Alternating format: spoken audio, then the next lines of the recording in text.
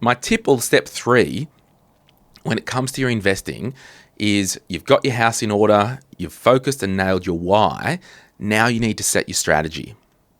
Now, what does strategy look like? Well, first, we look at our why and our timeline to invest. Then what we do, in concert with tax year on year, in concert with tax when we dispose of or sell the asset, and in concert with estate planning, and in concert with our life stage and age, we then look at the correct ownership structure for our investments. Now, in the book, The Quick Start Guide to Investing, it's out now. Thanks for jumping in and ordering a copy already. That's right, I'm making no apologies. I'm here promoting my book. It's freaking awesome. And Nick Bradley wrote it with me, and it's the best book I've ever written.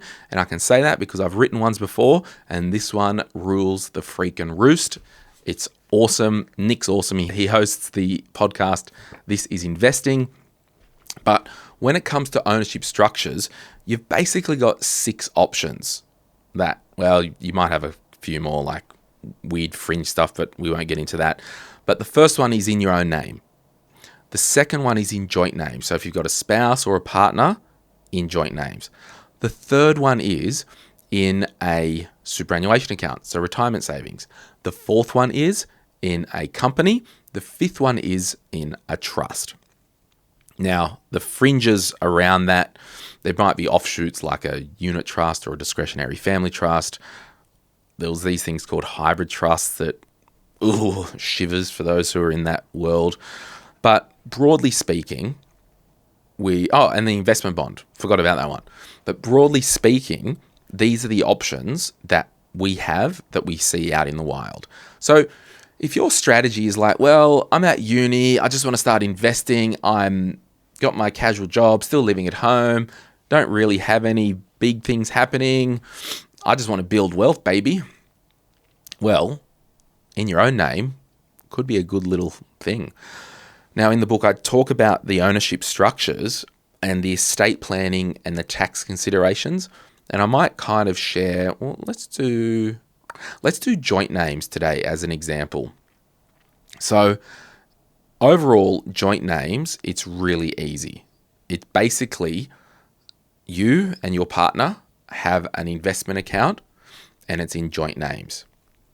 Now, the thing that you've got to really check, and this is why you might know enough to be dangerous with this crap, and if you pull the thread, it could get out of hand really fast. There's an episode soon coming.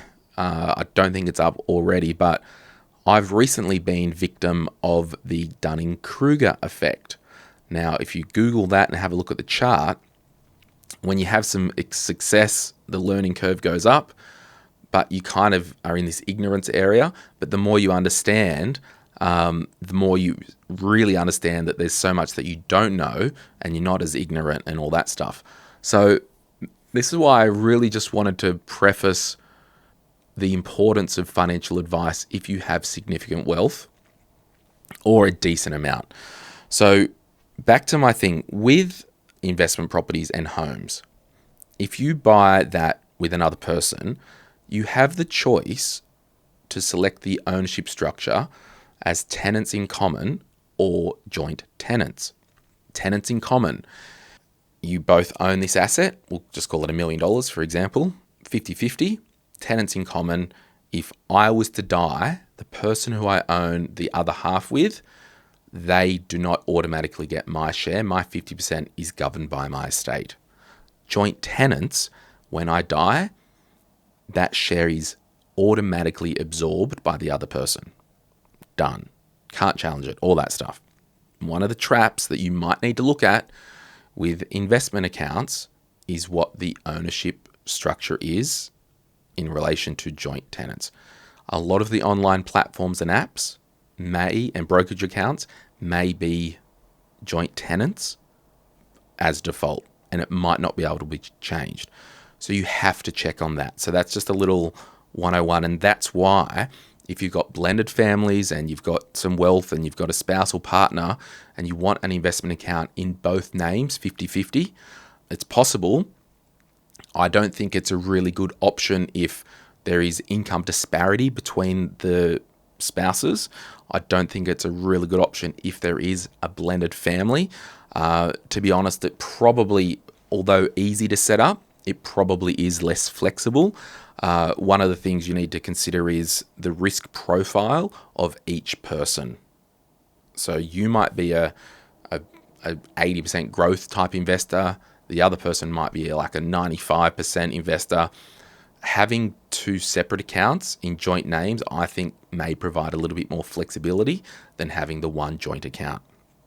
And this is, when we talk about the stuff in this book, that not every option is for everyone. And all this suite of options, or all the options we talk about in terms of ownership structure, will serve a purpose for each specific circumstance.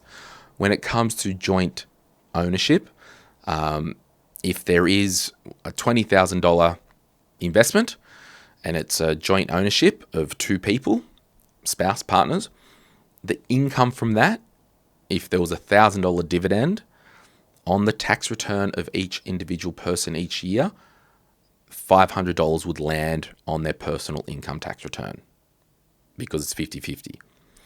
When you dispose of the asset, if there is a capital gain event, so that investment could be worth $20,000. It started at $10,000, so there's a $10,000 gain.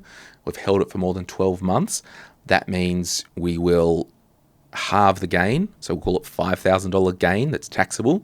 That $5,000 is then split $2,500 to each individual tax return. So one of the final things with investing in joint names, if one person did want to sell assets and the other one didn't, you can't really separate that. So if there was an asset sold, both cop the gain or both cop the loss. So this is just another reason why strategy is so important about ownership structure. And again, in great detail in chapter 3 of the book, it will really be a really useful tool to help you work out what the best ownership structure is. I will say as well, we haven't even talked about, like we're halfway through this podcast, we have not even talked about the type of investment.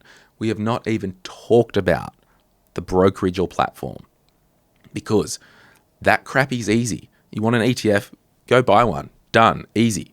It's so easy.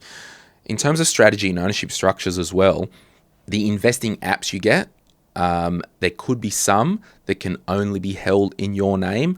I don't know all the apps and brokerage accounts out there, but if you move to a brokerage account or an investment platform, the majority of the providers out there will actually ask you will ask you who you want to own the account. If you want an individual to own it, if you want joint names to own it, if you want a self-managed super fund to own it, if you want a company to own it, if you want a trust to own it. Okay, so I've got a self-managed super fund and I've got a brokerage account that is in that fund owned by the self-managed super fund. Okay, so part of the strategy is then going, we've got our why, our house is in order. Now we need to look at ownership structure. Yep, we want this in our own name. Then we need to go, okay, so what is the actual financial goal? Well, in 8 years' time, we want to save up and do this. So part of that, the risk profile enters the chat, because there will be, and I don't love doing targeted type projections, but if you've got a goal and you really want some of the investing returns to do some heavy lifting, you're going to need to get comfortable with taking risk if you're not comfortable at all. And the reason I say that, if you've got a goal over the next 8 to 10 years, you need to save X amount for Y, you can actually do some projections based on a high risk profile to get you there. Now, the reason why you need to be so focused on your why and having your house in order and having the right ownership structure is because along the way, if you've taken a higher risk to have a higher return, for example, 100% equities as opposed to 30% in bonds and cash and 70% in equities and property, you need to understand that that will be more volatile. And when the going gets tough and markets are being rough, You don't have to sell out of fear, out of misunderstanding, or out of sloppiness in your own financial life, right? So we have to look at goals in terms of, if it is a time-bound goal, what risk do we have to take in order to achieve that goal? If we're not prepared to take that risk, what we need to do, and in the book there's examples of risk profiles and targeted returns. And for example, if you're not prepared to take that risk, you got two options. One, push out the timeline of the goal, or two, put more of your own money into that investing account. So within this lens of, and I don't think I'll get into it now, I'll move on, but within the lens of ownership structure and the type of risk you need to take, diversification comes into play. What type of assets will you buy?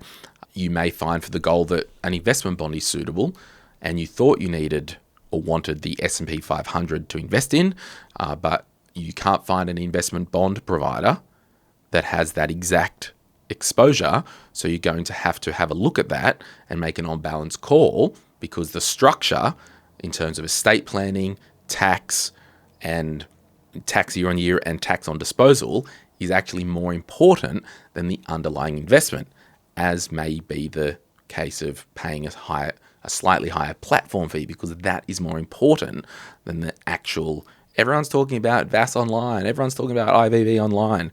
That's cute, but if you go and run and invest in IVV or VAS because everyone's talking about it, you might choose the wrong ownership structure and you might royally screw yourself when it comes to sell or dispose of the asset. Or if you die, the money might not be going to the right person that you wanted it to go to. So investing is easy. Staying invested is harder.